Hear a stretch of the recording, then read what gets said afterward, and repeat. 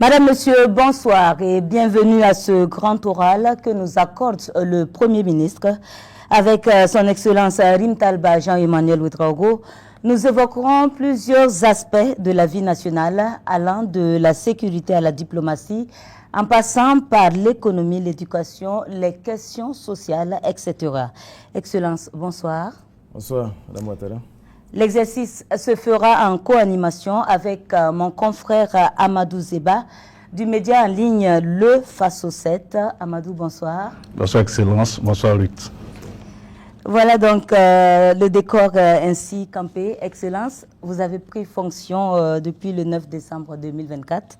On aimerait bien savoir comment vous vous sentez dans vos attributions, dans ce fauteuil de Premier ministre. Je me sens serein, déterminé avec l'ensemble du gouvernement et bien sûr sous le leadership de son Excellence le capitaine Ibrahim Traoré, président du Faso et chef de l'État. Les défis sont nombreux, les obstacles aussi, l'adversité est grande, mais soyez rassurés que tout cela ne fait que décupler jour après jour notre énergie et surtout notre conviction et notre engagement à réformer en profondeur notre pays, à ramener la sécurité et surtout à ouvrir de meilleures perspectives pour les jeunes burkinabés. Alors, défis, obstacles, adversité, Excellence, c'est exactement ce que nous allons évoquer. Il y a quelques jours de cela, l'actualité oblige, le ministre de la Sécurité était sur la chaîne nationale pour évoquer en tout cas un vaste complot contre la sécurité de l'État qui a été déjoué. Alors, on aimerait justement savoir quelles sont les dernières nouvelles de ce dossier. Où en est-on avec l'enquête? Est-ce qu'il y a eu encore d'autres arrestations? Parce que le ministre avait évoqué effectivement qu'il y avait eu des arrestations. Alors effectivement, il y a quelques jours de cela, le ministre de la Sécurité donc, a révélé à l'opinion nationale et même à l'opinion internationale cet énième complot qui a été donc déjoué, qui a été ourdi depuis l'étranger, en collaboration bien sûr avec des traites de l'intérieur, un complot qui a été déjoué. Les détails ont été donnés dans le communiqué qui a été donc rendu public. Et à ce jour, ce que je peux vous assurer, c'est que les services de sécurité, les services de renseignement sont toujours en alerte. Et bien sûr, pour contrecarrer totalement, bien sûr, ce dessein funeste que ces ennemis de la nation réservaient à notre pays. Et soyez sûrs que tout est mis en œuvre pour que cet énième complot connaisse le même sort que les complots précédents, c'est-à-dire un échec cuisant pour les comploteurs, que ce soit ceux de l'intérieur ou ceux de l'extérieur. Excellence, au regard de l'ampleur des implications dans cette énième tentative de déstabilisation, implication en lien surtout avec quelques éléments de nos forces de défense et de sécurité. Est-ce que notre armée n'a pas été profondément touchée par cette tentative de déstabilisation? Non, pas du tout. Rassurez-vous, les vrais combattants aujourd'hui sont au front, déterminés, ils remportent des victoires et bien sûr quelques égarés qui sont très facilement donc corruptibles et qui ne sont en réalité que des outils, voilà, qui sont manipulés, instrumentalisés et qui malheureusement cèdent. Mais il n'y a aucune inquiétude à se faire. L'armée, nous avons une armée déterminée, une armée professionnelle et surtout aujourd'hui une armée qui mène avec honneur le combat pour la reconquête du territoire burkinabé, pour la reconquête de la dignité du peuple burkinabé et surtout le combat pour l'indépendance réelle de notre pays. Et cela en bonne intelligence avec les armées sœurs de l'AES, de la Confédération des États du Sahel, notamment donc du Mali et du Niger, avec lesquelles elles sont, je veux dire, donc l'armée en étroite collaboration. Et soyez convaincus d'une chose, tous les jours, la conviction que nous allons gagner cette guerre grandit et nous allons tout mettre en œuvre pour y parvenir. Alors, Excellence, relativement à cette actualité, on a entendu le ministre de la Sécurité qui a effectivement, et une fois de plus, pointé du doigt la Côte d'Ivoire. Alors, on aimerait savoir aujourd'hui, que reproche-t-on exactement aux autorités ivoiriennes? Est-ce le fait d'offrir le gîte et le couvert à des personnes qui agissent contre la sûreté de l'État burkinabé, ou alors on reproche d'autres choses aux autorités ivoiriennes? Tous les cerveaux de ce complot, comme ceux des complots précédents, ils sont aujourd'hui en Côte d'Ivoire, qui leur offre bien sûr le gîte et le couvert.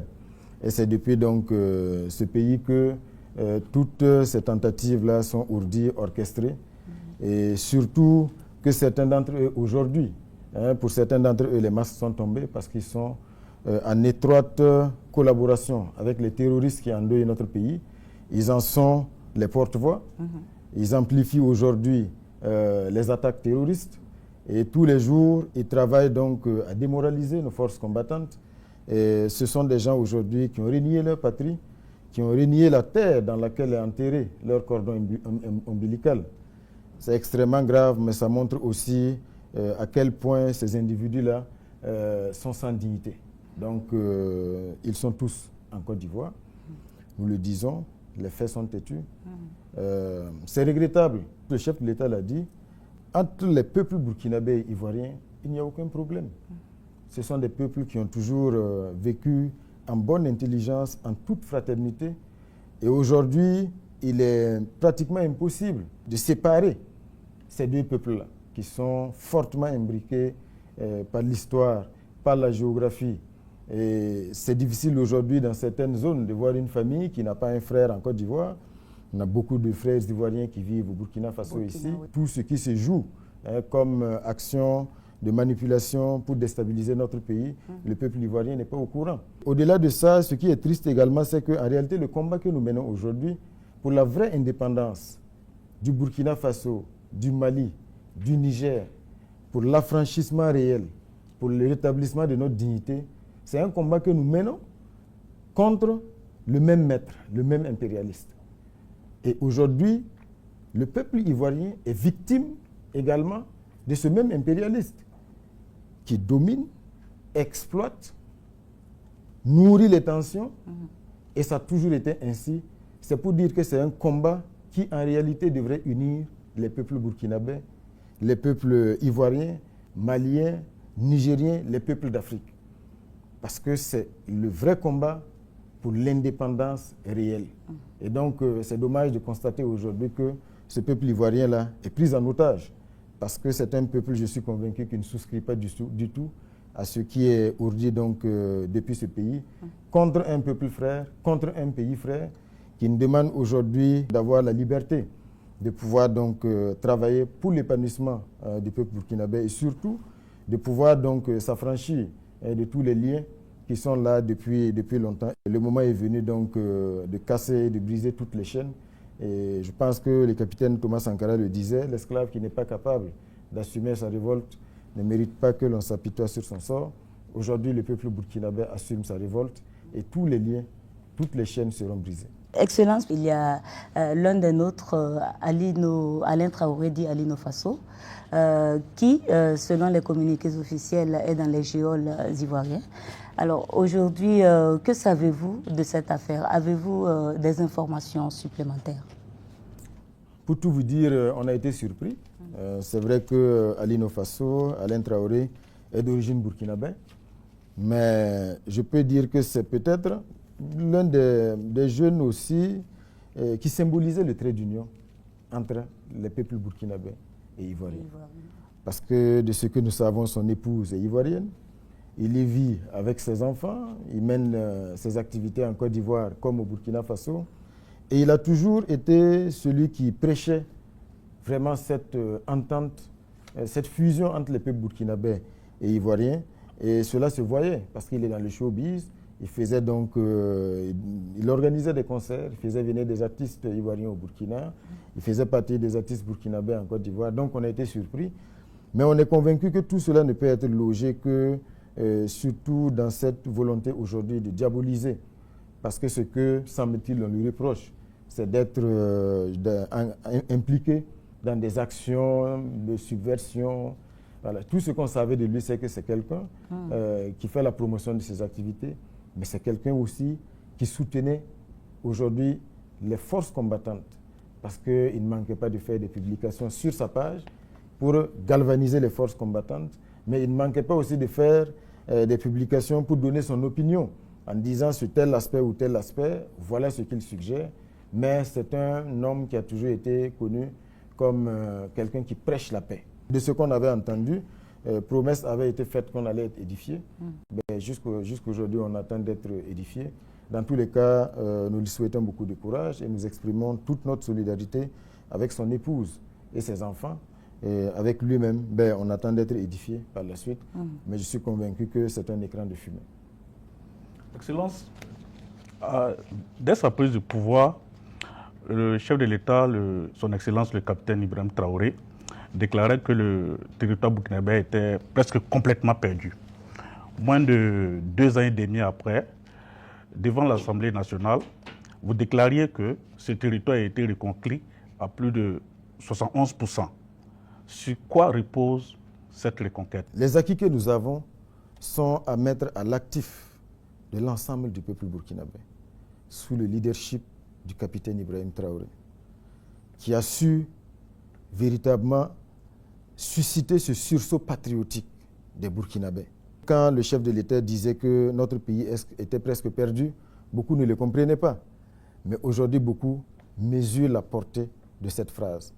N'oubliez pas que quand le capitaine Ibrahim Traoré est arrivé au pouvoir, la nationale numéro 1 était coupée, pratiquement. N'oubliez pas que les terroristes, parce que certaines chancelleries, notamment l'ambassade de France, déconseillaient déjà des villes comme Koudougou, à 100 km de Ouagadougou. Les terroristes dans le centre-est étaient pratiquement à couper là. Une commune voisine, Andemtenga et autres, qui étaient déjà infestées. Le centre-sud, c'était la même chose. Donc, véritablement, c'est un pays qui était perdu. Certains se plaisaient à l'époque. Des gens qui sont aujourd'hui, donc, dont les masques sont tombés, on voit véritablement que ce sont les premiers partenaires, soutiens des terroristes, qui ont occupé des hautes fonctions dans des institutions de ce pays, avaient prédit que les terroristes allaient prendre leur café, je ne sais plus moi, à Kongoussi, et puis déjeuner à Ouagadougou. Ils n'avaient pas tout à fait tort quand ils le disaient. Parce qu'aujourd'hui, quand on voit le combat qui est engagé, les moyens humains, matériels engagés, c'est là qu'on commence à comprendre, comme le chef de l'État l'a dit, qu'on n'est pas juste dans un combat contre des terroristes, à savoir donc des petits illuminés qui courent dans la brousse. On est dans un combat pour la liberté du Burkina Faso. Parce que le terrorisme tel que nous le voyons aujourd'hui, c'est une autre forme d'expression de l'impérialisme, une expression violente. Parce qu'aujourd'hui, ce qui est recherché, c'est l'affaiblissement de notre pays. C'est la division de notre pays, la partition de notre pays.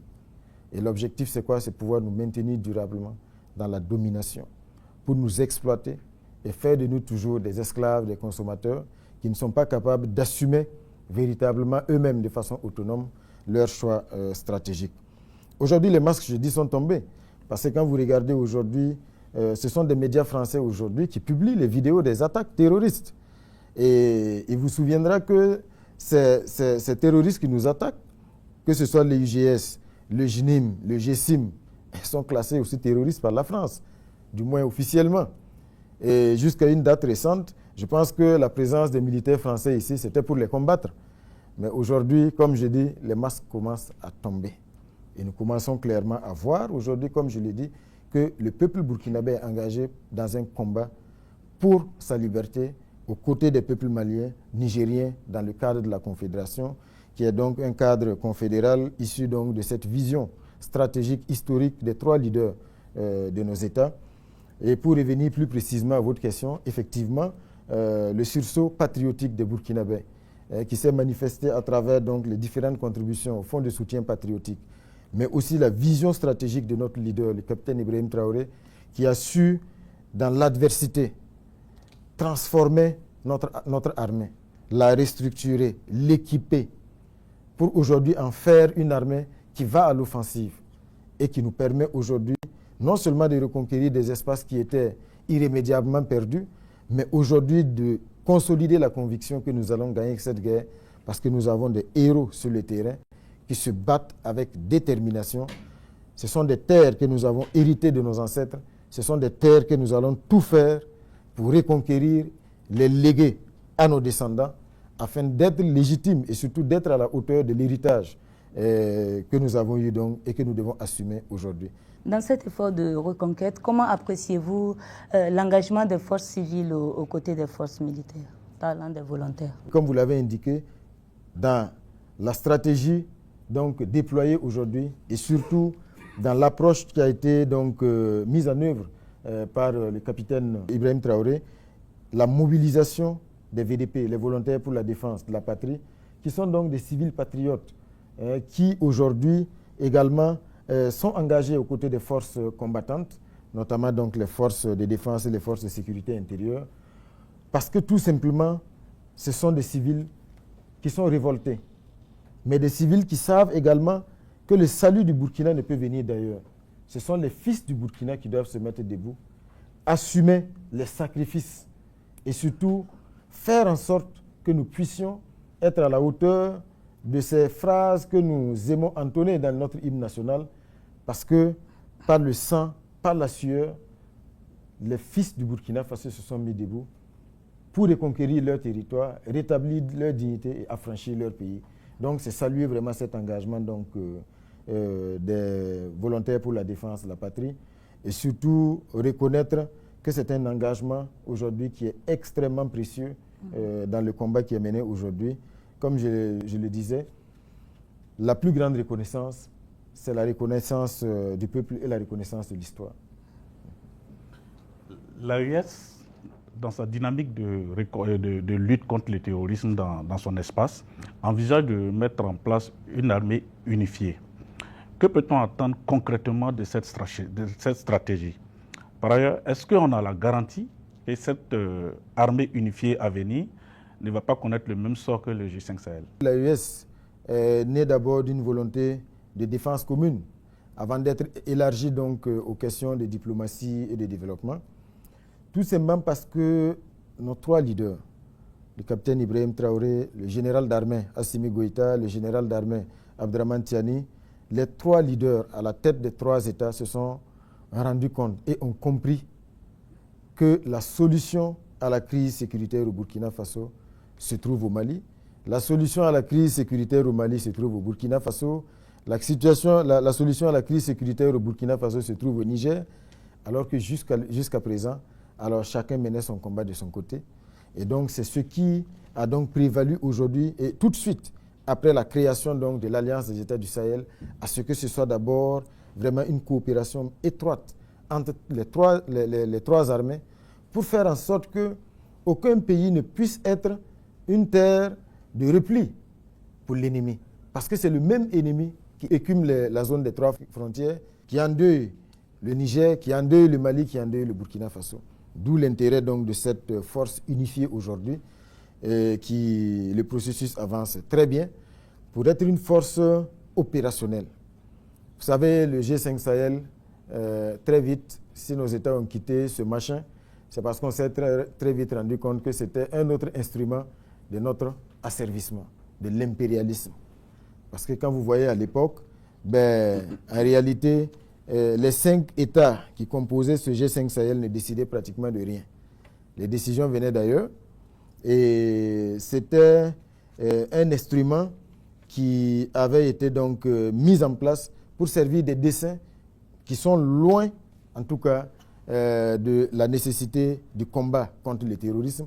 C'est pour cela que cette institution a brillé donc par son inefficacité, a brillé par son absence sur le terrain. Je ne sais pas quel bilan vous pouvez aujourd'hui tirer de la lutte contre le terrorisme par le G5 Sahel. Je ne sais pas si un seul acquis a été obtenu sur le terrain. Bien au contraire, au lieu de mobiliser les forces endogènes, c'était une structure qui comptait sur des implications étrangères. Et quand c'est ainsi, celui qui vous donne l'argent, c'est lui qui décide de ce qui se fait. Et on a très vite compris cela et nos chefs d'État ont décidé en toute souveraineté de tourner le dos au G5 Sahel. Et aujourd'hui, cette force, la différence donc du G5 Sahel, est née de la volonté de nos trois leaders qui aujourd'hui sont engagés par des moyens et des capacités endogènes à donner toute la force donc, et toutes les capacités à cette force unifiée-là afin de pouvoir donc mener ce combat historique, gagner la guerre et faire en sorte que de façon donc plus étroite, nous puissions nous opposer donc aux volontés donc des pays impérialistes de briser la dynamique donc, confédérale qui est une dynamique de souveraineté. Monsieur le Premier ministre, il y a le voisin béninois qui vient de subir une attaque terroriste avec un bilan quand même assez lourd. Quel commentaire avez-vous à faire par rapport à cette actualité? Nous sommes en tant qu'Africains affligés, bien sûr, par la perte de ces soldats. Peu importe les chiffres, même si c'est un soldat qui tombe, c'est un soldat de trop. Et c'est un motif de deuil. Ça devrait être un motif de deuil pour tout Africain, pour tout humain. Donc nous sommes solidaires, bien sûr, du peuple béninois en ces moments difficiles. Ce que nous avons dit pour la Côte d'Ivoire est valable pour le Bénin. Les peuples béninois et burkinabés sont des peuples frères. Et le malheur du peuple béninois est le malheur du peuple burkinabé. Mais comme je dis, le moment est venu pour les peuples de s'assumer. Parce que comme je l'avais dit, pour paraphraser Thomas Sankara, l'esclave qui n'est pas capable d'assumer sa révolte ne mérite pas que l'on s'apitoie sur son sort. Seule la lutte libère. Donc, tout en exprimant notre compassion et notre solidarité avec le peuple béninois, nous disons aujourd'hui qu'il y a beaucoup de choses à revoir. Il faut véritablement que tout le monde prenne conscience qu'il n'y a pas de compromission avec les terroristes. Il n'y a pas de compromission avec les parrains des terroristes qui puissent mettre quiconque à l'abri.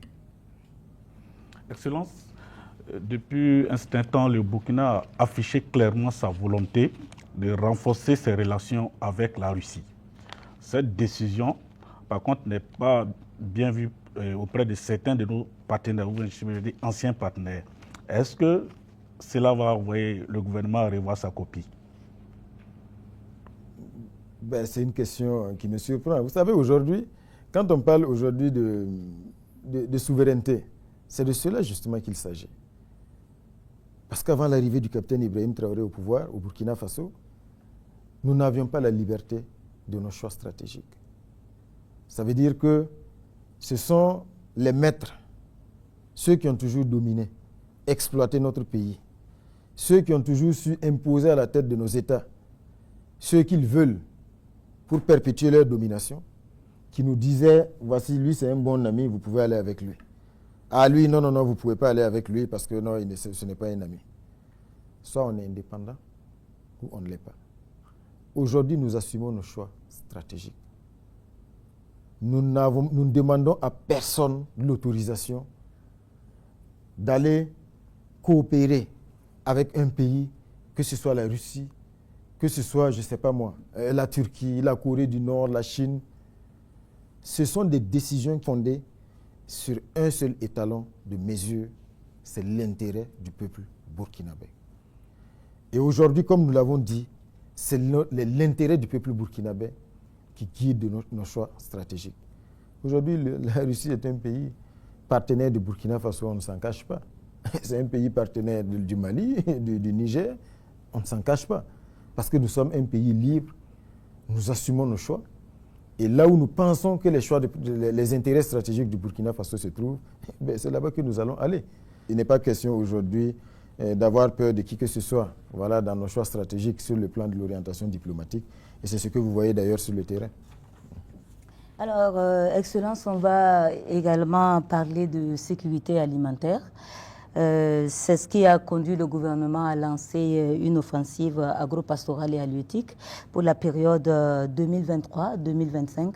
À ce jour, quels sont les résultats tangibles de cette offensive? Et bien sûr, à quel moment est-ce qu'on pourra véritablement ressentir son impact dans le panier de la ménagère? Effectivement, vous faites bien donc d'aborder cette question de la sécurité alimentaire parce que c'est un objectif qui est cher au chef de l'État.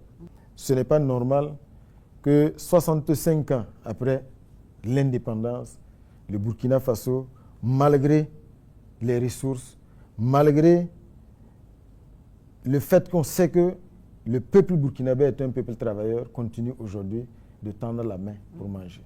C'est une question de dignité.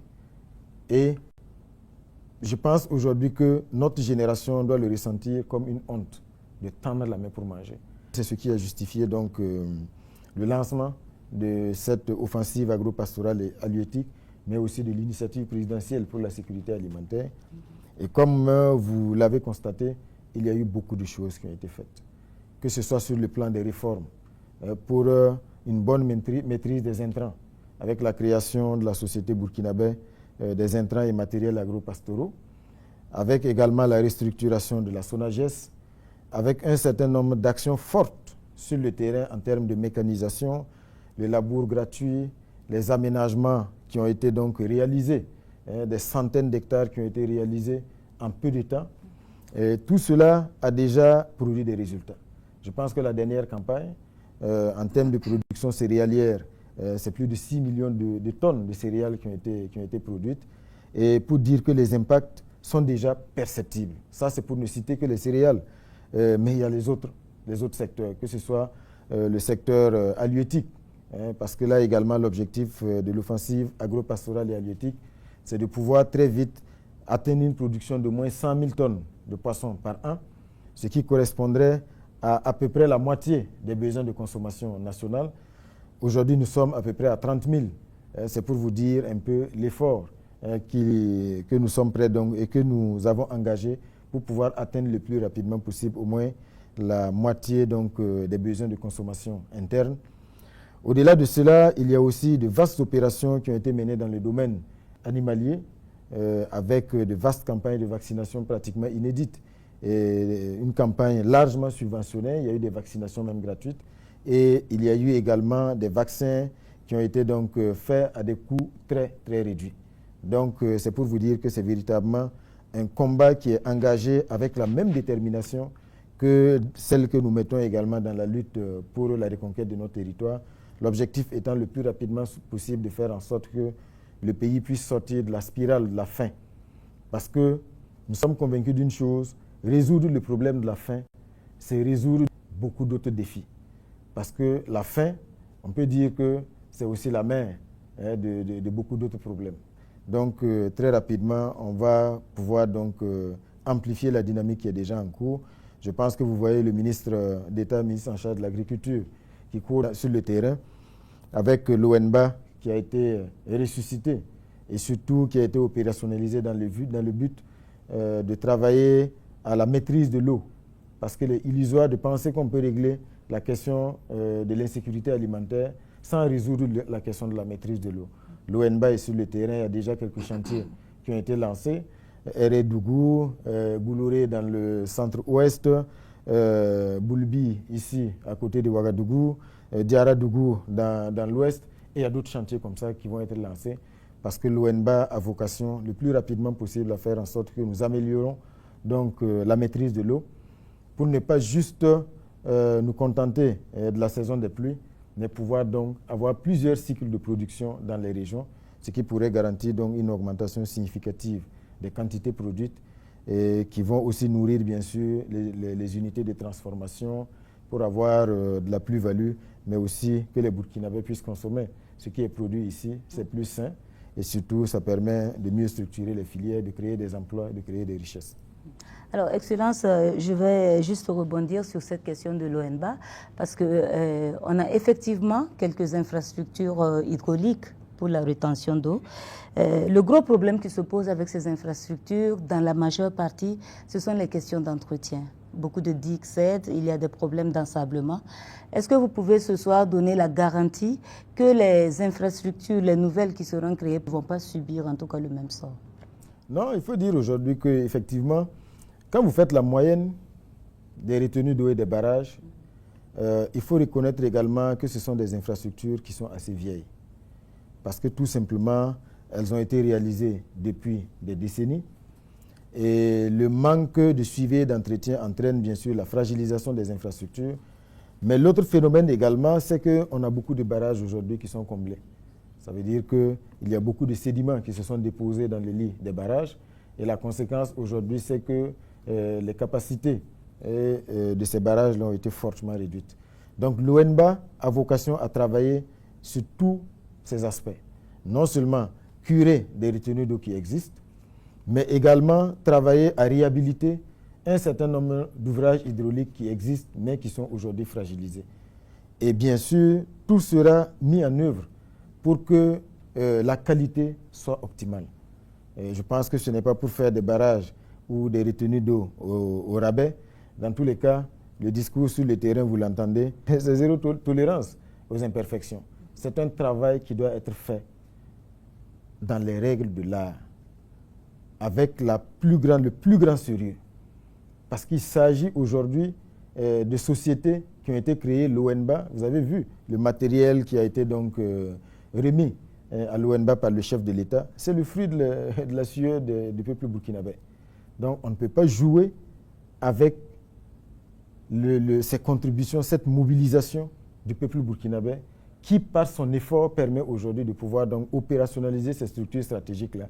Donc ceux qui sont chargés de la mise en œuvre, c'est également un message à leur adresse, c'est les encourager, mais surtout que, bien sûr, ils le sachent, c'est vraiment la quête de la performance et de l'excellence au quotidien.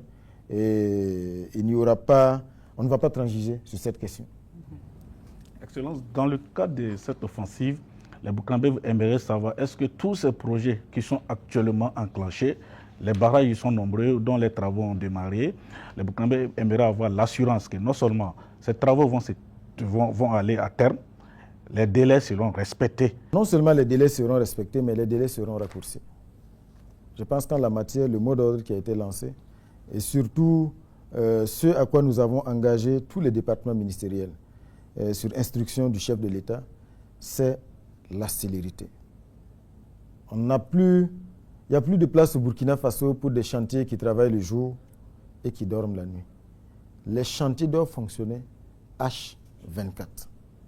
Parce qu'on ne peut pas se payer le luxe de perdre du temps sur des questions aussi urgentes.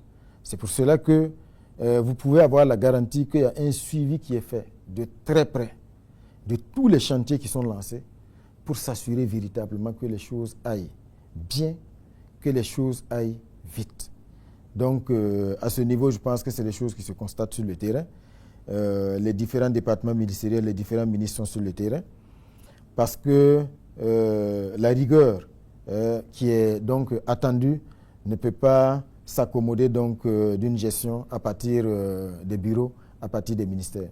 Donc, les ministres sont sur le terrain pour suivre les chantiers et s'assurer véritablement que les choses se fassent dans les règles de l'art, vite et bien. Monsieur le Premier ministre, à la question des infrastructures, on va aussi adjoindre celle des mines et de l'énergie. Le gouvernement a proposé en tout cas une révision du code minier et le Burkina a pu ainsi se doter d'un nouveau code. Quels sont les objectifs recherchés au travers de cette décision? Ce nouveau code minier a vocation à révolutionner le secteur minier du Burkina Faso. Parce que c'est un nouveau code minier qui est bâti sur une seule vision, faire en sorte que l'activité minière au Burkina Faso crée du développement. Faire en sorte que les retombées de l'activité minière soient plus perceptibles et soient plus amplifiées au profit des citoyens burkinabés. C'est pour cela que beaucoup de décrets d'application du code minier ont déjà été adoptés. Et quand vous regardez, aujourd'hui, tout est mis en œuvre pour que toutes les exploitations minières du Burkina Faso profitent avant tout au peuple burkinabé. Donc, après l'adoption de ce code minier et de ces décrets d'application, le pays va tirer de plus grands avantages de cette exploitation minière et surtout avec également l'adoption du contenu local qui fait aujourd'hui, qui enjoint les entreprises, les sociétés minières à accorder donc la priorité à l'expertise nationale, aux fournisseurs nationaux. Ça devrait créer un écosystème beaucoup plus favorable au développement du Burkina Faso et on devrait voir davantage les retombées de l'exploitation minière du Burkina Faso afin que ce ne soit pas juste les conséquences que les populations subissent, mais que véritablement elles puissent sentir que les minéraux qui sont exploités profitent véritablement à leur pays. Excellence, on a constaté aussi que le gouvernement a pris la décision de reprendre en main certaines exploitations minières. Est-ce que vous pouvez revenir sur les motivations d'une telle décision? Ça participe de la même vision, parce qu'aujourd'hui, il y a la société de participation minière du Burkina qui a été créée, la Sopamib, et qui a déjà récupéré, racheté deux mines industrielles, notamment donc Bungu et Wagnon, et ça va se poursuivre. Parce qu'au-delà donc des mines industrielles, on a aussi le domaine du semi-mécanisé, dans lequel aujourd'hui on s'investit. L'objectif, c'est toujours vraiment d'optimiser les retombées de l'exploitation minière pour le Burkina Faso. Et je peux vous assurer que on n'a pas encore véritablement atteint le rythme de croisière de l'exploitation de ces mines que l'État a acquis au profit du peuple burkinabé. Mais c'est sûr que très rapidement, on se rendra compte que quand on se donne les moyens nous-mêmes d'exploiter nos mines, et Dieu sait que nous avons les moyens, nous avons l'expertise, il n'y aura pas de commune mesure en termes de retombées, non seulement pour le budget de l'État, mais également pour les citoyens burkinabés. Alors, vous parlez justement de retombées de l'exploitation minière pour les populations. Récemment, il y a le général américain qui déclarait, un général américain qui déclarait devant le Sénat des États-Unis que les ressources minières du Burkina ne profitent pas aux populations. Que faites-vous comme commentaire par rapport à cette déclaration? C'est vrai qu'il y a déjà eu une réaction officielle à travers un communiqué du ministère des Affaires étrangères. Mais tout ce que nous pouvons dire, c'est que c'était avec une grande surprise. Et nous avons donc découvert cette déclaration qui ne s'appuie sur aucun rapport. Et on est d'autant plus surpris que cela vient d'un général qui a plutôt vocation à gérer des questions militaires, notamment donc l'US Africom, dont il est le patron. Donc, c'était vraiment une grande surprise. Et ce qu'il faut dire déjà, c'est que ça n'a aucune chance de prospérer, cette manipulation. Parce que tout simplement, quand vous prenez le Burkina Faso aujourd'hui, grâce à la vision du chef de l'État dans le domaine de la production aurifère, ce qui se passe, c'est du jamais vu.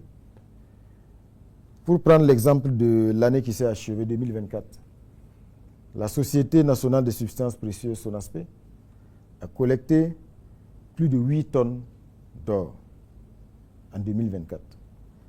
Le premier trimestre 2025, nous sommes à plus de 11 tonnes d'or déjà collectées. C'est une société d'État.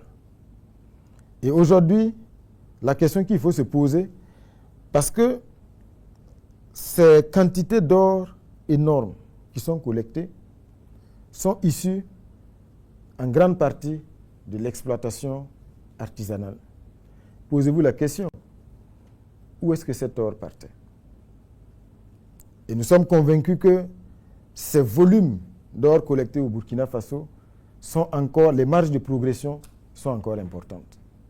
Donc il faut se demander déjà, alors toute cette quantité d'or, par quel circuit elle quittait le Burkina Faso? Aujourd'hui, tout est mis en œuvre pour que l'or du Burkina Faso profite au Burkina Faso. Pour la première fois, on est engagé dans un processus de constitution d'une réserve d'or au Burkina Faso.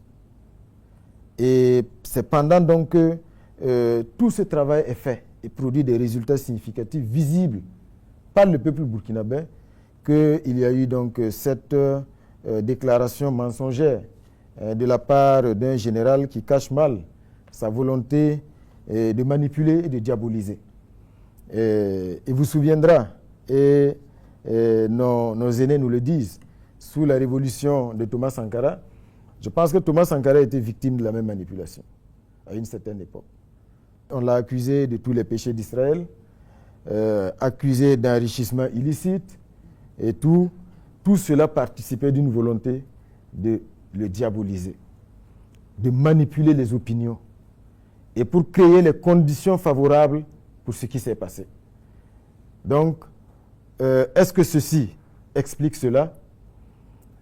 Nous n'allons pas dire tout de go que c'est de cela qu'il s'agit, mais nous sommes convaincus d'une chose, cette déclaration du général américain, elle n'est pas anodine, mais aujourd'hui vous voyez toute la réaction, tout le tollé que cela a suscité.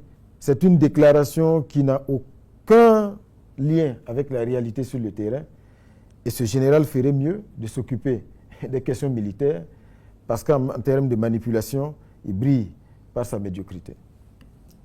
Excellence, le président du Faso annonçait tout dernièrement que le Burkina Faso allait construire 3 000 à 5 000 routes par an. Comment est-ce que votre gouvernement compte réaliser cet exploit, ou du moins relever ce défi? Alors, ce qu'il faut dire à ce niveau également, c'est que c'est l'une des grandes priorités qui nous a été assignée par le chef de l'État, parce qu'aujourd'hui, il est illusoire de penser qu'on peut transformer structurellement le Burkina Faso, créer les bases d'un développement durable sans résoudre les questions d'infrastructure. Il est aussi illusoire de penser aujourd'hui qu'on peut régler cette question en restant dans les mêmes pratiques. Je l'avais expliqué face aux députés. 1 kilomètre de route en béton bitumineux est évalué entre 500 millions et 1 milliard. Le réseau classé du Burkina Faso compte aujourd'hui plus de 15 000 kilomètres. À peu près le tiers aujourd'hui est bitumé. Et même ce tiers bitumé, quand on regarde de près, une bonne partie est dans une situation de dégradation. Comment vous pouvez penser, si on ne change pas d'approche, comment on peut penser résoudre cette question? C'est pour cela que l'initiative Faso-Meibo a été lancée par le chef de l'État, qui est une initiative aujourd'hui qui nous permet de nous doter des capacités pour pouvoir agir sur le terrain en régie, c'est-à-dire déployer le matériel et réaliser un certain nombre d'infrastructures routières en régie. Et c'est ce qui se passe aujourd'hui. Vous avez été témoin de la remise d'un lot de matériel impressionnant à Faso-Meibo, qui est déjà engagé sur le terrain avec, bien sûr, certaines infrastructures prioritaires. Et l'autre volet également qui rend urgent et stratégique la mise en œuvre donc, de Faso-Meibo et surtout la réalisation des infrastructures, c'est que les infrastructures doivent soutenir les opérations de reconquête du territoire. Aujourd'hui, nous avons des zones qui sont reconquises en cours de consolidation, mais la consolidation passe également par la réalisation de bonnes routes. Parce qu'aujourd'hui, nos soldats, nos vaillants combattants font face à un ennemi qui brille par sa lâcheté. Et chaque fois que des zones sont conquises, ce qui lui reste maintenant, c'est venir mettre des engins explosifs, enterrer des engins explosifs. C'est parce qu'effectivement, le réseau routier vétuste et qui dans certaines zones n'existe même pas, permettent effectivement de pouvoir donc le faire. Donc la réalisation de ces routes-là fait partie aujourd'hui de la dynamique de reconquête et de consolidation donc, des zones du Burkina Faso. Et c'est appelé à s'intensifier et certainement très rapidement vous allez donc voir Faso-Meibo, vous allez voir concrètement donc, les premières réalisations de Faso-Meibo. Ça va s'amplifier parce que le matériel va encore être acquis pour constituer davantage de brigades et afin de pouvoir répondre donc, à cet impératif de réalisation d'infrastructures routières partout au Burkina Faso. Quelles sont les perspectives du gouvernement pour trouver des solutions aux problèmes liés au déficit énergétique? Cette année, en 2025 par rapport à 2024, les capacités endogènes de production électrique ont été significativement améliorées. Parce qu'il y a eu des centrales thermiques qui ont été récupérées. Il y a également un certain nombre de projets de court terme qui ont été opérationnalisés, qui permettent aujourd'hui de pouvoir améliorer nos capacités endogènes de production. Parce que toutes les crises que nous avons vécues ont fini de nous révéler et de nous conforter qu'il faut que nous puissions développer à l'intérieur des capacités qui nous permettent aujourd'hui de faire en sorte que l'énergie électrique puisse être disponible partout en quantité suffisante. Et donc la dynamique se poursuit. Il y a des projets en cours qui sont autant des projets dans le domaine du thermique que dans le domaine du solaire. Et donc tout cela devrait nous permettre d'améliorer, de continuer, d'améliorer et d'augmenter les capacités endogènes donc, de production de l'énergie électrique. Parce que sans l'énergie électrique, il est illusoire également de penser qu'on peut développer le secteur de la transformation. Parce qu'il faut produire, mais il faut également transformer pour créer de la plus-value, créer des emplois, créer de la richesse et faire en sorte que les Burkinabés soient fiers de consommer des produits au Burkina Faso, transformés au Burkina Faso et distribués au Burkina Faso. Ce sont des produits qui sont sains et puis qui permettent donc d'asseoir les bases véritablement d'un secteur industriel fort qui contribue significativement au développement. Alors, Monsieur le Premier ministre, récemment, il y a eu une certaine polémique sur la disponibilité du carburant. Certains ont estimé qu'ils sont allés à la pompe et qu'il n'y avait pas de carburant. Ils ont vite crié à la pénurie. Et pourtant, dans les différents communiqués, on dit qu'il n'y a pas de problème de carburant. Il y a bien du carburant disponible à la pompe. Est-ce que vous pouvez un peu nous donner quelques éclairages sur cette question? Alors, tout ce que je peux vous dire, c'est que ce qui s'est passé récemment n'est pas à dissocier de ce qui a été rendu public, à savoir donc cette tentative de déstabilisation orchestrée qui a été déjouée. Parce que la concomitance des événements prouve qu'il y a bien sûr des liens directs. Parce qu'il y a des fake news, des fausses informations effectivement qui ont été distillées par les mêmes terroristes qui sont hors du Burkina Faso et qui ont laissé croire qu'il y avait des risques de pénurie, pour ne pas dire qu'il y avait des pénuries. Et vous savez comment fonctionne un peu le secteur des hydrocarbures et de la distribution. Vous savez, quand il y a une vague de panique qui naît, tout de suite, le réflexe des consommateurs, c'est de se ruer vers les stations-service. Ce n'est pas juste de se ruer vers les stations-service, mais c'est de surconsommer. Parce que celui qui avait l'habitude de mettre juste peut-être 1 000 francs de carburant ou 5 000 francs ou 10 000, il voudra faire le plein, voilà, pour être sûr d'avoir du carburant pour longtemps. Et quand tout le monde vient en même temps dans les stations-service et surconsomme, la conséquence immédiate, c'est que la station va être vidée. Jusqu'à ce que la station soit à nouveau ravitaillée, on a le sentiment effectivement qu'il y a une pénurie. Mais la pénurie ne peut être appréciée, ne peut être confirmée que si sur le territoire national, il n'y a pas de stock qui permette de répondre aux besoins. Ce qui n'a jamais été le cas.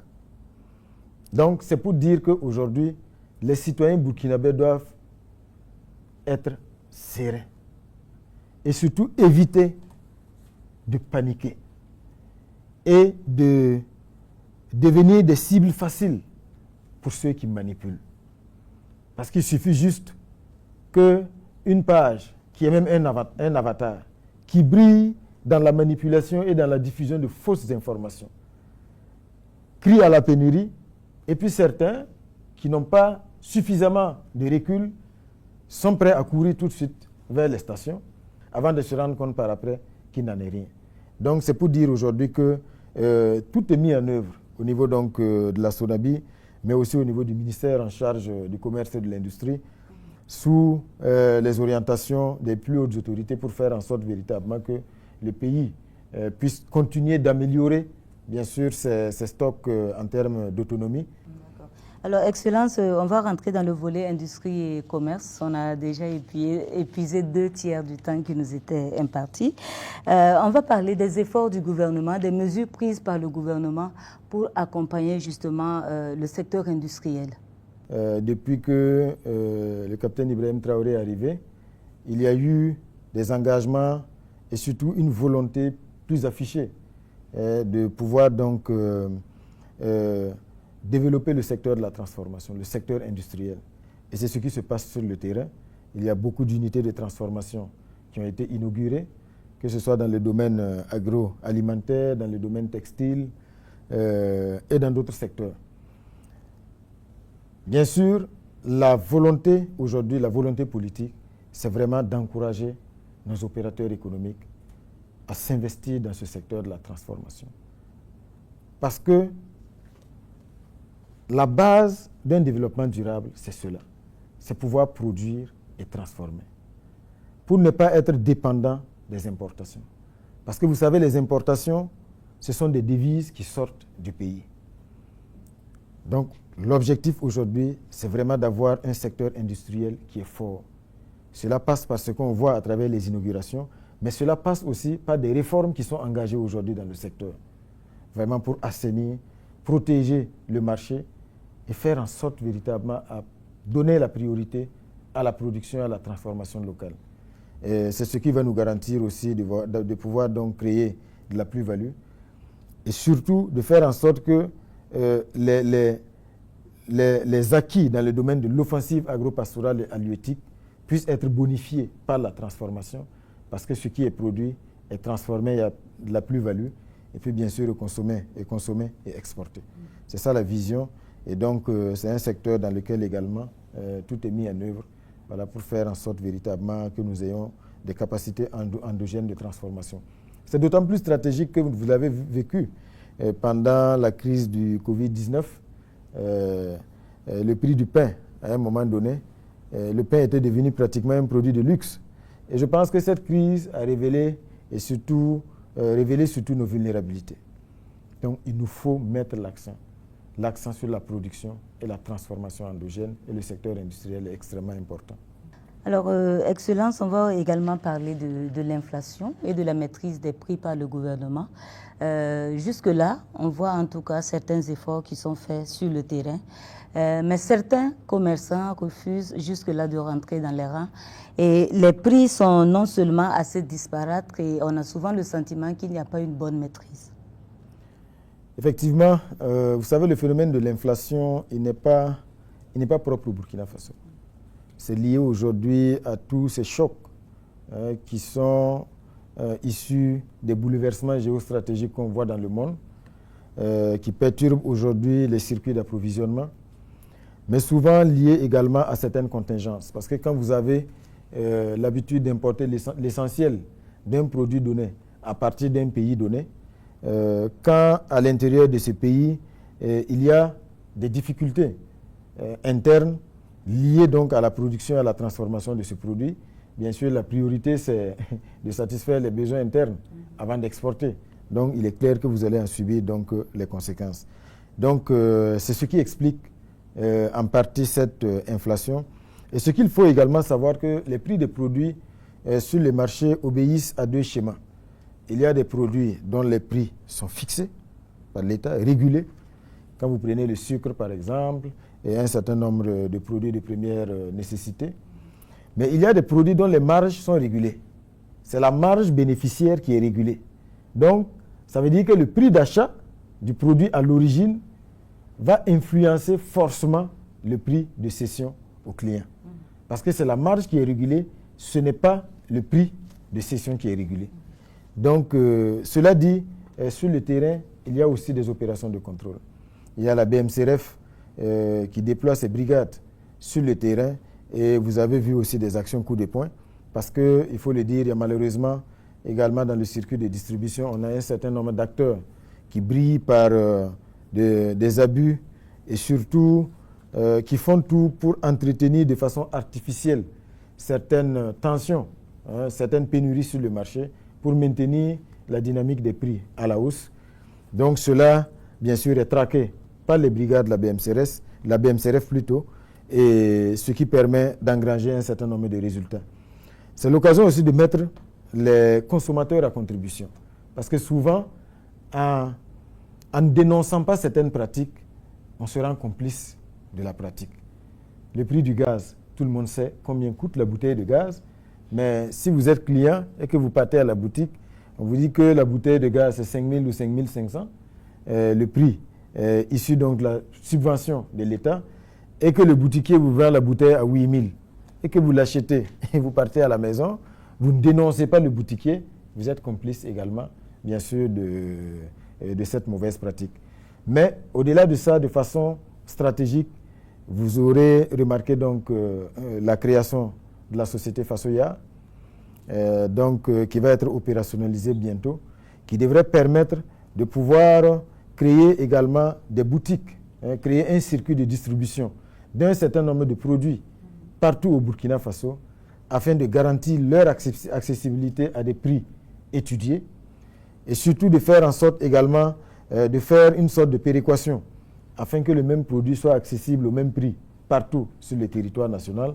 Donc avec l'opérationnalisation de Fasoyar et surtout l'opérationnalisation aussi de la SONAGES en tant que centrale d'achat, je pense que très rapidement l'État devrait avoir les cartes en main pour mieux réguler les prix d'un certain nombre de produits et ne pas laisser les clients et les consommateurs à la merci donc, des inflations qui sont souvent imprévisibles et souvent même qui sont inexplicables. Alors, on va évoquer en même temps les volets économie et finances. Nous y sommes pratiquement. Alors, en décembre 2024, le Burkina a affiché un taux de croissance de 5,1% contre 3,6% en 2023. Alors, on se demande comment expliquer cette performance au regard du contexte actuel que traverse le pays. Je pense que la première explication, c'est la résilience du peuple burkinabé. Il est vrai qu'il y a un certain nombre d'indicateurs qui influencent bien sûr ce taux de croissance. La bonne campagne agricole, associée bien sûr à un certain nombre de facteurs. Mais le premier élément, c'est la résilience du peuple burkinabé. L'autre élément, c'est également bien sûr la vision et surtout ce sur quoi le chef de l'État nous a engagés. À savoir donc travailler à assainir la gestion, à assainir la gouvernance. Aujourd'hui, quand vous prenez le budget, en dépit des contingences et tout, le déficit a été baissé entre 2024 et 2025. Parce que le chef de l'État le dit toujours, il ne faut pas que l'on vive au-dessus de nos moyens. Il faut que chaque prêt que nous allons consentir puisse contribuer à la réalisation d'actions qui vont avoir des impacts significatifs, réels et visible. Et je pense que c'est tout cela qui permet aujourd'hui d'assainir la gouvernance et surtout de faire en sorte qu'on mette des priorités. Le budget 2025, vous l'avez vu, c'est une première dans l'histoire du Burkina Faso, a été arbitré par le chef de l'État lui-même, qui s'est assuré que dans le budget, on a expurgé toutes les actions superflues qui ont un caractère routinier, mais qui n'ont pas de résultats réellement visibles sur le terrain. Donc je pense que c'est tout cela qui nous permet aujourd'hui d'avoir une bonne dynamique de croissance. Mais comme nous l'avons indiqué, la croissance ne doit pas être juste une question de chiffres, c'est surtout l'impact réel dans la vie du citoyen burkinabé qui doit être l'étalon de mesure des progrès donc, que nous opérons. Excellence, quelle appréciation faites-vous du niveau de mobilisation des ressources internes? Oui, il faut saluer aujourd'hui le patriotisme du peuple burkinabé. Un patriotisme qui se voit à travers le fonds de soutien patriotique qui, pour 2024, a battu le record de 2023 parce qu'on a mobilisé près de 175 milliards de francs CFA grâce aux contributions volontaires des Burkinabés, mais aussi grâce aux taxes et aux prélèvements qui ont été institués. Donc ça, c'est déjà un marqueur de l'engagement et du sursaut patriotique du peuple burkinabé. Et donc, face aux différentes restrictions, parce qu'il faut le dire aujourd'hui, le Burkina, à cause de l'option de souveraineté que nous avons prise, mais aussi du fait que nous refusons aujourd'hui le dictat et que nous refusons qu'on nous dicte ce que nous devons faire, fait face à des restrictions. Donc, tous les projets de transformation structurelle de notre pays, pour que ces projets-là aboutissent, nous devons d'abord compter sur nos propres ressources, sur nos capacités endogènes. C'est pour cela qu'il faut saluer cette dynamique, saluer les performances des différentes régies des mobilisations qui, chaque année, améliorent donc ces performances-là et permettent de mobiliser davantage de ressources internes. C'est ce qui permet aujourd'hui de mettre en œuvre toutes les actions sur le terrain qui ont vocation à transformer structurellement le Burkina Faso. Alors, il y a aussi la question de la pression fiscale qui est jugée quand même assez importante sur les populations, si bien que les ménages ont le sentiment de vivre au rythme des impôts et taxes. Alors, qu'est-ce qui peut expliquer ce choix de politique fiscale? Non, ce n'est pas une question, ce n'est pas une question de choix. Vous savez, dans bien des cas, ce ne sont pas de nouvelles taxes qui ont été instituées. Dans bien de cas, en dehors bien sûr du fonds de soutien patriotique, il s'agit juste d'un assainissement et surtout de faire en sorte que tous les secteurs qui sont imposés payent. Et surtout que ce qui est payé aille véritablement dans les caisses de l'État. Parce qu'il y avait beaucoup de déperditions. Donc, c'est ce travail d'assainissement aujourd'hui, peut-être qui peut donner ce sentiment. Mais dans tous les cas, comme nous l'avons indiqué tantôt, il faut que nous sachions aujourd'hui qu'il faut que nous comptions d'abord sur nous-mêmes, sur nos propres ressources. Parce que la main qui reçoit est toujours au-dessous de celle qui donne. Si nous voulons aujourd'hui nous affranchir du diktat de ces pays qui nous ont toujours considérés comme leurs esclaves, il faut que nous puissions travailler véritablement, à créer les richesses à l'intérieur, nous donner nous-mêmes les moyens de nos ambitions. Il y a également l'épineuse question de la dette intérieure. Quelle stratégie votre gouvernement va adopter pour apurer ce passif-là? Il y a de gros efforts qui sont déjà faits. Il y a de très gros efforts qui sont déjà faits et qui ont permis d'apurer une bonne partie de cette dette intérieure. Mais la dette intérieure, il faut le savoir, elle est dynamique. Parce que tous les jours, la dette évolue, la dette intérieure. Parce qu'il y a des nouveaux contrats, des nouveaux marchés, des nouveaux projets qui sont contractés. Et chaque fois qu'un nouveau projet est contracté, tout de suite, ça rentre dans la dette publique. Parce qu'une fois que les contrats sont signés, il faut payer.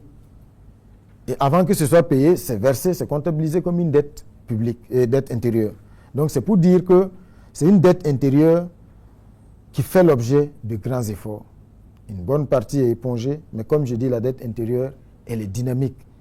Et il ne faut pas penser qu'un jour viendra où on va dire la dette intérieure, c'est zéro, sauf si l'État arrête, bien sûr, de lancer des actions sur le terrain, de construire des hôpitaux, construire des routes, parce que bien souvent, bien sûr, ça passe par des marchés. Et une fois que des marchés sont passés, leur exécution, il y a aussi des processus financiers jusqu'à leur paiement. Et avant que ce soit payé, c'est considéré comme une dette intérieure. Donc la dette intérieure, on a vraiment un œil là-dessus au niveau du ministère de l'économie. Tout est mis en œuvre également pour apurer cette dette intérieure. Des grands efforts sont faits, mais comme je dis, la dette intérieure est dynamique. Et voilà, il n'y a pas lieu de s'inquiéter. On va aussi parler de lutte contre la corruption avec justement votre politique gouvernementale pour endiguer ce fléau. La corruption, c'est vraiment un fléau qu'il faut combattre avec la dernière énergie. Et vous êtes témoin aujourd'hui du mot d'ordre de zéro tolérance à la corruption, ce qui fait que tout est mis en œuvre au quotidien véritablement pour traquer ce phénomène-là, pour le réduire, parce que c'est une source importante de déperdition. Et malheureusement, ça vient affaiblir les capacités ou les résultats des actions de l'État sur le terrain. Mais la lutte contre la corruption, ce n'est pas juste, ne doit pas juste être le fait de l'administration et de l'État. Les citoyens doivent y contribuer. Et surtout, ne pas céder. La dernière fois, je pense à Zignaré, le chef de l'État, le disait, quand vous arrivez dans une administration et que les règles pour pouvoir accéder à un document donné sont établies et qu'on vous demande de donner quelque chose, si vous donnez, c'est que vous êtes complice. Vous êtes le corrupteur. Parce que pour qu'il y ait corruption, il y a le corrompu, mais il y a aussi le corrupteur. Donc, c'est amener tout le monde également dans ce même élan, dans le sursaut, aujourd'hui, dans la réaffirmation de la dignité du peuple burkinabé, du Burkindi, là, qu'on puisse aujourd'hui travailler véritablement à tordre le cou à ce phénomène de la corruption et faire en sorte vraiment d'assainir l'ensemble de la gouvernance à toutes les échelles. Sinon, c'est un combat qui est mené vraiment avec la plus grande détermination. On a justement eu un petit aperçu de l'ampleur que pourraient avoir justement ces actes de corruption, notamment dans l'administration avec le procès Théa. Et jusque-là, en tout cas, beaucoup ont espéré qu'il y ait une suite, parce qu'on a vu que le procès s'est refermé avec la mise en cause de certaines personnes et personnalités. Est-ce qu'il faut justement s'attendre à cela? Ben, je pense que si vous parlez de suite, c'est surtout les suites judiciaires. Bien sûr. Parce qu'à ce niveau, effectivement, bon, je pense que le juge l'avait dit. C'est sûr que peut-être l'instruction suit son cours, parce que ce procès-là a permis également de mettre en cause non seulement d'autres personnes, mais de révéler d'autres pratiques qui étaient là et qui sont tout autant passibles de poursuite que l'affaire Théa elle-même. Donc, c'est sûr qu'au niveau donc, de la justice, l'instruction suit son cours.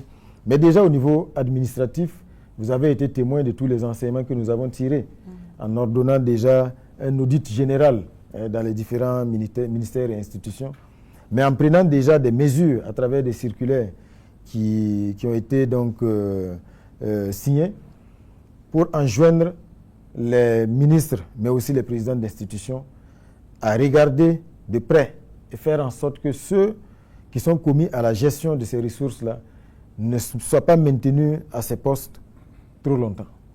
Le délai qu'on a donné aujourd'hui, c'est 3 ans, pour ne pas laisser les gens s'asseoir et surtout asseoir des pratiques qui sont malsaines, mais de façon durable dans les ministères. Je pense que l'affaire Théa, au-delà de tout, a un caractère pédagogique et a révélé aussi les failles de l'administration. Les failles de l'administration, et nous travaillons aujourd'hui à combler ces failles-là et faire en sorte à réduire, bien sûr, les marges de manœuvre de ceux qui sont chargés de gérer les deniers publics, parce que ce sont ces marges de manœuvre, quand elles sont importantes, qui ouvrent la porte à des pratiques comme celles que nous avons découvertes donc, dans le procès Théa. Toujours dans le cadre des actions de répression contre la corruption, faudrait-il s'attendre à une suite judiciaire en ce qui concerne le dossier du stade du 4 août? C'est un dossier qui a connu plusieurs rebondissements, plusieurs milliards ont été éjectés avant que on ait les résultats que le ministre nous a permis de voir il y a quelques jours. Est-ce qu'il y a une suite judiciaire qui pourrait découler de ce dossier-là? L'affaire est déjà en justice. L'affaire est déjà en justice. À ce stade, je ne peux pas vous dire, je ne suis pas dans le secret de Dieu et le secret de l'instruction, mais il est clair que le processus de réhabilitation du stade du 4 août pour son homologation a été manifestement entaché de pratiques et de malversations. Je pense que ça, c'est une évidence et nous espérons vraiment que l'enquête qui est ouverte et surtout le dossier qui est en cours au niveau de la justice permettra de situer toutes les responsabilités et surtout qu'on puisse châtier ceux qui se seront rendus coupables de malversation donc, dans ce processus-là, qu'ils puissent être châtiés à la hauteur donc, de leurs crimes. Dans tous les cas, pour le stade du 4 août, comme vous l'avez vu, il y a des décisions fortes qui ont été prises. Le chef de l'État donc, a autorisé, il y a un début d'année, que l'on puisse donc aller vite en impliquant une entreprise qui a vraiment l'expertise, qui a déjà homologué des stades dans d'autres pays, à des coûts nettement inférieurs que ce que la réhabilitation du stade du 4 août a déjà coûté. Et aujourd'hui, les résultats sont déjà palpables. Le délai court jusqu'en juin. Mais à ce stade, déjà, ce que nous voyons sur le terrain nous convainc que le stade devrait être disponible le plus rapidement possible afin que les fans du sport burkinabé, ceux, bien sûr, qui jusqu'à présent sont frustrés de toujours voir nos étalons, nos ambassadeurs du sport, être obligés d'aller donc jouer, les journalistes y compris, aller jouer loin de nos bases, qu'ils puissent venir au stade, soutenir leur équipe. Je pense que ça devrait se faire le plus rapidement possible. Et ça ne va pas s'arrêter là, parce qu'en termes d'infrastructures sportives, il y a beaucoup d'autres projets qui sont en cours, que ce soit à Bobo-Dioulasso, que ce soit à Ouagadougou, pour réaliser des stades également modernes et surtout qu'on puisse s'assurer vraiment que nos sportifs bénéficient de bonnes infrastructures, c'est également un facteur pour l'amélioration de leur performance, nous y travaillons. Sinon, le dossier est en justice, nous espérons vraiment que les responsabilités vont être situées et surtout que ceux qui auront été donc seront coupables de malversation seront châtiés. Alors, Excellence, on va également parler assez rapidement du volet santé avec la mise en œuvre de la question de l'assurance maladie universelle. On sait que le gouvernement, en tout cas, est sur le dossier depuis un certain nombre d'années. Vous entendez donner un coup d'accélérateur à ce projet. Comment est-ce que vous comptez gérer cette question? Il faut dire que, effectivement, dans le processus d'opérationnalisation de l'assurance maladie universelle, il y a de grands pas qui ont été franchis. Vous vous souviendrez qu'en 2024, la plupart des textes dont l'adoption freinait, dont la non-adoption plutôt freinait la mise en œuvre de cette assurance maladie universelle, ces textes ont été adoptés, ce qui a permis d'ouvrir la voie à son opérationnalisation. Nous sommes dans le processus toujours, qui est très, très avancé. Il y a eu un recensement qui a déjà été fait, avec des centaines de milliers d'agents qui ont déjà donc été enregistrés et le processus se poursuit. Dans tous les cas, je pense qu'il y a beaucoup de paramètres aujourd'hui qui sont pris en compte pour faire en sorte que véritablement cette assurance maladie universelle là, vienne améliorer l'accessibilité vraiment aux soins de santé à tous les citoyens burkinabés. Parce que malheureusement, le facteur financier est bien souvent malheureusement un frein aussi à l'accès aux soins de santé. Et nous pensons que cette assurance maladie universelle va permettre véritablement de révolutionner le secteur de la santé et améliorer significativement la santé des populations burkinabées. L'État est prêt à consentir bien sûr les efforts en termes aussi de contribution pour l'équilibre d'ensemble donc de la mise en œuvre de cette assurance maladie universelle là. On est sur le chemin. S'il y a des obstacles et des difficultés, des enseignements seront tirés. Mais dans tous les cas, tout sera mis en œuvre pour faire en sorte qu'on ait vraiment un dispositif opérationnel et un dispositif avantageux, voilà, pour les citoyens burkinabés. On constate également le déploiement des cliniques mobiles auprès des populations. Est-ce que cette dynamique va se poursuivre? Absolument. Les enseignements qu'on peut tirer déjà de ces premières cliniques mobiles-là sont très satisfaisants.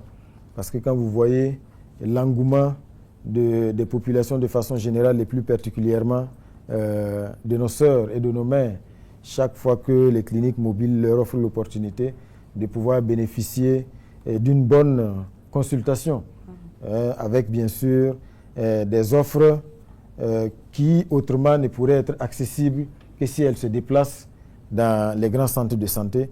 Cela témoigne aujourd'hui véritablement de l'efficacité de ces cliniques mobiles.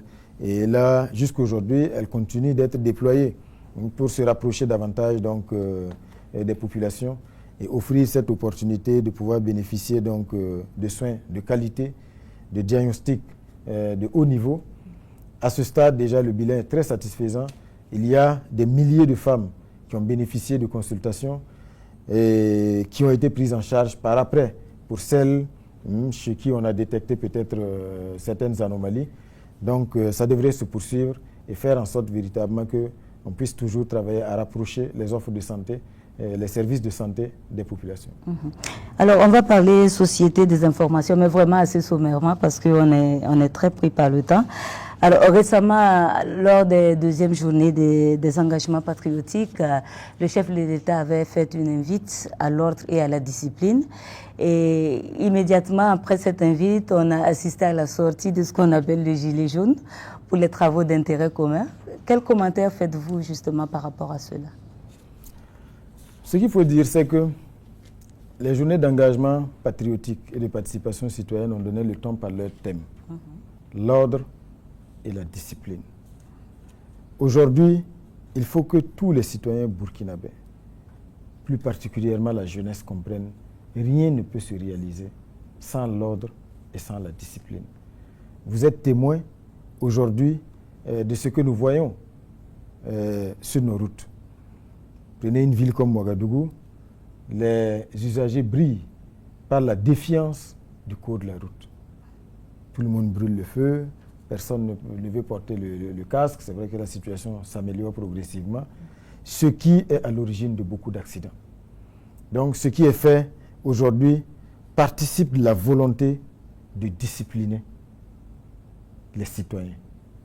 Ces jeunes, quand vous voyez, qui sont arrêtés et qui sont mis à contribution pour des travaux d'intérêt général, beaucoup comprennent, parce que l'objectif, ce n'est pas juste d'être méchant, mais l'objectif, c'est que ce travail d'intérêt général ait un caractère pédagogique, pour que les uns et les autres comprennent que la récréation, comme on l'a dit, est terminée.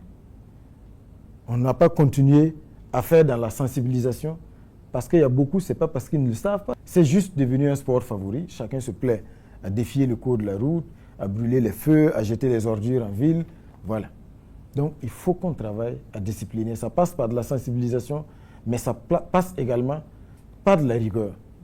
Et ce sont des actions qui ont commencé, qui vont se poursuivre. Ça permet aussi à ces jeunes-là de pouvoir contribuer à l'assainissement de la ville. L'un dans l'autre, c'est bénéfique. Maintenant, comme je vous l'ai dit, ce n'est pas pour être méchant, mais c'est pour vraiment, dans un élan pédagogique, instaurer l'ordre et la discipline dans nos centres urbains et partout au Burkina Faso. Excellence, parlons de désinformation. Depuis un certain temps, le phénomène des fake news a pris une certaine ampleur au Burkina Faso. Les institutions étatiques sont attaquées. Selon vous, qu'est-ce qui peut expliquer cette action malveillante contre le Burkina Faso? Est-ce que vous connaissez les auteurs aussi de ces actions-là? Non, il est clair aujourd'hui que tout cela participe de ce que nous avions décrit en début d'entretien, à savoir donc cette manipulation. Aujourd'hui, comme vous l'avez effectivement remarqué, il y a beaucoup de fake news. Mais la meilleure manière de combattre ces fake news, c'est d'ériger les barrières dans l'esprit des citoyens burkinabés. Que chaque Burkinabé ait du recul par rapport à ce qui est distillé sur les réseaux sociaux. Parce que très rapidement, on prend l'entête d'une institution et voilà, on met un communiqué qu'on jette sans source.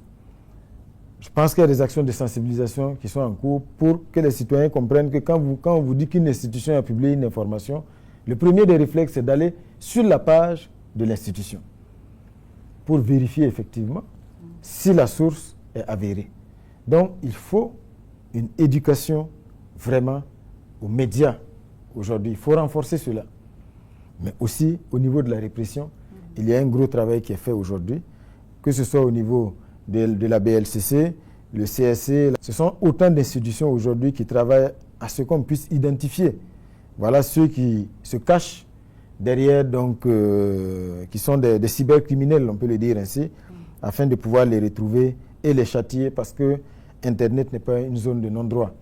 Maintenant, comme vous le savez, il y a aussi les manipulations orchestrées depuis l'extérieur et qui sont entretenues, sont des mensonges qui sont distillés et souvent, malheureusement, pas des médias auxquels beaucoup de Burkinabés faisaient confiance autrefois. Voilà, notamment les médias français qui distillent beaucoup de mensonges, beaucoup de manipulations aujourd'hui, tout simplement parce que le Burkina Faso, parce que le Mali, parce que le Niger ont osé dire non. Sinon, je vous assure que ceux aujourd'hui, ces pays impérialistes qui sont les chantres de la démocratie, pour peu que vous acceptiez donc de vous écraser, de céder et d'être à leur merci, la démocratie ne devient plus un étalon de mesure parce que c'est à géométrie variable. En ce moment, vous pouvez faire un mandat, vous pouvez faire 2, 3 et pourquoi pas 4. Même quand vous êtes un militaire et que vous avez fait un coup d'État, pour peu que vous continuiez à jouer le jeu, ben, vous voyagez à l'Élysée, vous êtes reçu dans les grands salons feutrés, mais les populations ne sont plus dupes. Vous savez, ceux aujourd'hui qui manipulent la notion de démocratie pour dire, bon, du moment où il n'y a pas eu vote, il n'y a pas eu ci, il n'y a pas eu cela, tout cela ne prospère plus. Parce que les mêmes pays coopèrent avec des royaumes. Les rois ne sont pas élus, ou bien la démocratie n'est bonne que pour nous. Aujourd'hui, nous avons une claire vision de ce que nous voulons et cette manipulation ne passera plus. Donc, c'est également une manière d'interpeller nos concitoyens à pouvoir donc prendre conscience de ce qui se joue, lire entre les lignes, ne pas rester au pied de la lettre et pouvoir analyser et comprendre toutes les dynamiques qui sont en cours. Monsieur le Premier ministre, la carte du Burkina est peinte en rouge par certains pays qui vont même jusqu'à déconseiller fortement la destination Burkina Faso. Est-ce que vous comprenez leur choix? Je comprends leur choix parce que c'est tout à fait conforme à leur, comment dirais-je, à leur vision. Parce que aujourd'hui, comme je dis, beaucoup de travail, leur objectif c'est d'isoler nos pays. Il faut isoler nos pays. Ce n'est pas pour dire qu'au Burkina Faso, nous ne faisons pas face à une crise sécuritaire, mais le peuple burkinabé est debout. Vous savez, il y a beaucoup d'amis du Burkina Faso qui viennent de très loin. Et quand ils arrivent, la première des choses, le premier témoignage qu'ils font, c'est que si on avait écouté les médias, certains médias, on ne serait pas venus, notamment les médias français. Parce qu'ils dépeignent le Burkina Faso sous les traits d'un pays à feu et à sang, d'un pays où il n'y a aucune quelconque liberté. Voilà, donc ce n'est que du mensonge, ce sont des médias mensonges, ce sont des médias diaboliques. Le dessein funeste est connu, c'est juste manipuler les opinions pour isoler nos pays. Mais malheureusement, c'est voué à l'échec. Parce que le Burkina Faso, aujourd'hui, tous les jours, accueille des centaines, des milliers d'amis du Burkina Faso qui viennent de très loin et qui viennent constater que le Burkina Faso est un pays où il fait bon vivre. Je pense que les grands événements culturels qui continuent de s'organiser témoignent de cela. Et vous avez vu le dernier FESPACO, qui a été un succès total et retentissant et qui a réuni à Ouagadougou des festivaliers venus du monde entier. Donc, c'est pour dire que tout cela, cela n'est pas à dissocier du fait aujourd'hui que tout est mis en œuvre pour briser la dynamique du Burkina Faso et tous les moyens sont bons. On est conscient de cela, mais ces pays-là, comme je dis, vont se réveiller dans la douleur parce que c'est voué à l'échec. Ces mêmes pays avaient dit à leur compagnie de ne plus venir au Burkina Faso parce que le pays est peint en rouge. Et à un moment donné, les mêmes compagnies reviennent dire bon, on veut recommencer à desservir le pays. Bon, mais c'est un pays qui est peint en rouge. Vous n'êtes pas là, mais il y a beaucoup de compagnies aériennes qui viennent tous les jours, qui desservent Ouagadougou. Il n'y a aucun problème. Je pense que ce sont eux aujourd'hui qui se rendent compte aujourd'hui qu'ils sont pris dans leur propre piège et les choses vont aller toujours ainsi. Alors, Excellence, que dire si ce n'est merci pour ce temps d'entretien que vous nous avez accordé. Alors, Madame, Monsieur, merci de nous avoir suivis. On se retrouve très bientôt sur la RTV. Je rappelle que pour cet entretien, j'étais avec mon confrère Amadou Zeba du média en ligne Le Faso 7. Bonsoir.